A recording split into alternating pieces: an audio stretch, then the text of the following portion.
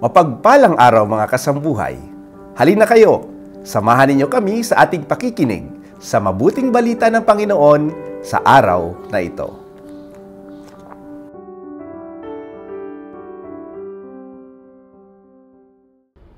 Ang mabuting balita ng Panginoon ayon kay San Lucas. Noong panahong iyon, umahon si Jesus sa isang burol at magdamag doong nanalangin. Kinaumagahan, tinawag niya ang kanyang mga alagad at pumili siya ng 12 sa kanila na tinawag niyang mga apostol. Si Simon na pinangalanan niyang Pedro at si Andres na kanyang kapatid. Sina Santiago, Juan, Felipe, Bartolome, Mateo, Tomas at Santiago na anak ni Alfeo. Si Simon ang makabayan, si Judas na anak ni Santiago, at si Judas Iscariote na naging taksil. Bumaba si Jesus kasama nila at tumayo sa isang patag na lugar.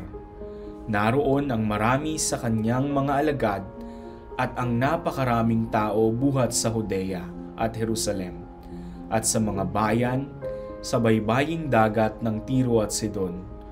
Pumaroon sila upang makinig sa kanya at mapagaling sa kanilang mga karamdaman.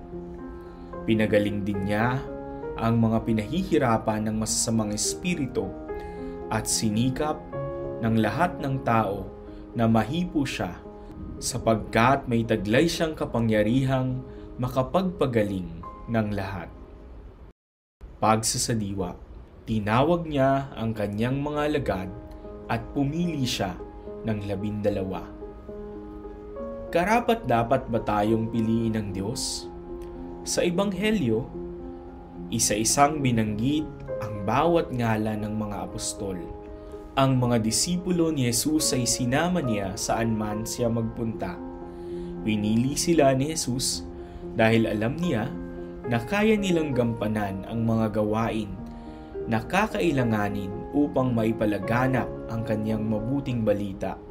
Higit pa dito, pinipili ng Diyos ang mga taong may mabababang puso, mga payak sa kanilang pamumuhay, at ang mga taong handang kalimutan ang sarili para sa ikasisigla ng mga nauupos. Pinili sila ng Panginoon dahil alam niya ang kanilang makakaya. Naway nadama po natin ang pagpapala ng ating Panginoon sa ating pakikinig sa kanyang mga salita.